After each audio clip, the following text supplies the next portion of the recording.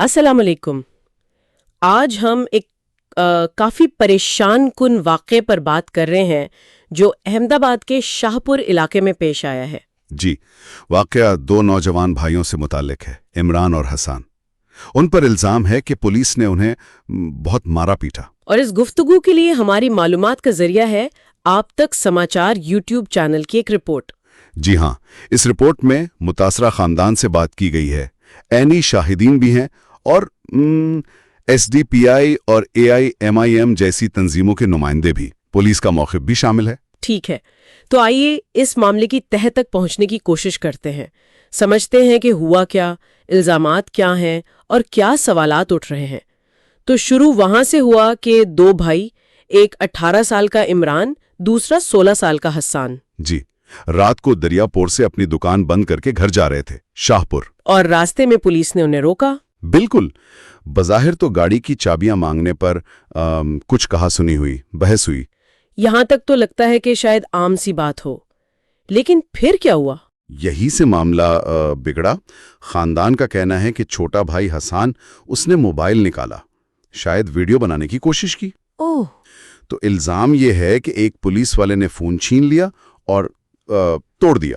Phone توڑ دیا؟ مطلب ثبوت ختم کرنے کی کوشش؟ جی، الزام تو یہی لگتا ہے۔ اس کے بعد خاندان کے مطابق دونوں بھائیوں کو قریبی پولیس چوکی لے جایا گیا اچھا، اور وہاں بقول ان پر بہت تشدد کیا گیا۔ تشدد؟ کس قسم کا تشدد؟ رپورٹ میں کیا تفصیل ہے؟ دیکھیں، الزامات تو بہت سنگین ہیں۔ خاندان کہہ رہا ہے کہ لاتے مارے، گھوسے مارے۔ یا خدا! ایک اہلکار نے تو مبینہ طور پر عمران کی گردن پر پاؤں رکھ دیا، ان کے کپڑے بھی پھاڑ دیے۔ کپڑے بھی پھاڑ دیے؟ یہ تو… اور ایک اور تشویشناک بات، الزام ہے کہ کچھ پولیس والے اس وقت نشے میں تھے۔ نشے میں؟ ڈیوٹی کے دوران؟ جی، یہ خاندان کا الزام ہے، جیسا رپورٹ میں بتایا گیا ہے۔ یقین کرنا مشکل ہے۔ بڑا بھائی 18 سال کا، لائسنس بھی ہے، کام کرتا ہے۔ چھوٹا تو ابھی طالب علم ہے، 16 سال کا۔ جی، اور انہیں پھر سول ہاسپٹل لے جایا گیا میڈیکل کے لیے۔ خاندان کا یہی اصرار ہے کہ بچے بے قصور تھے، بس گھر جا رہے تھے۔ لیکن پولیس کے رویے پر بات یہاں ختم نہیں ہوئی۔ کیا دھمکیوں والی بات بھی سچ ہے؟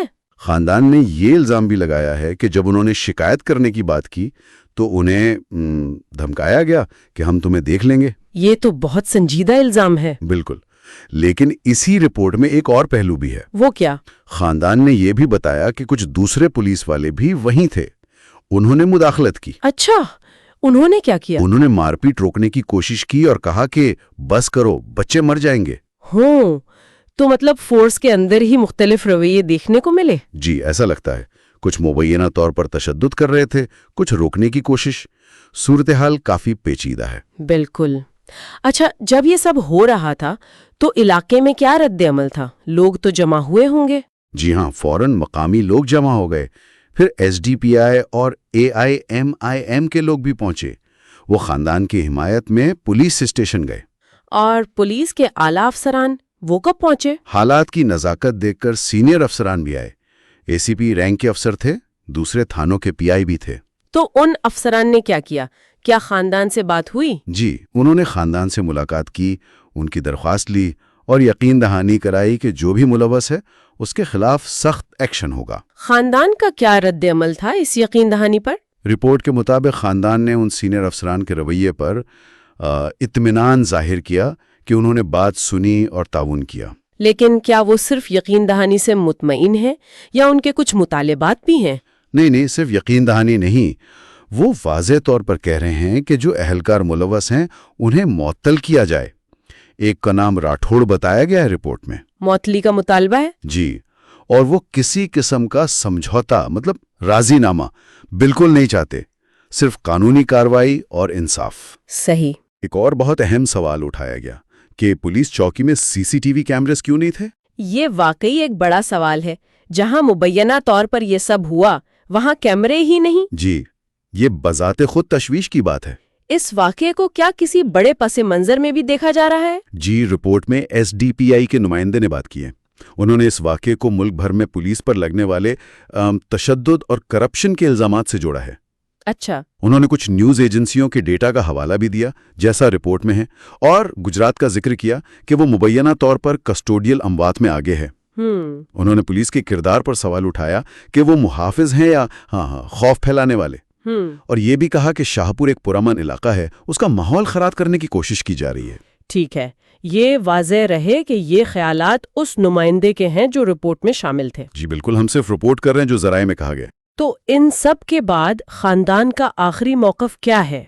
کیا وہ اب بھی قانونی چارہ جوئی پر قائم ہے؟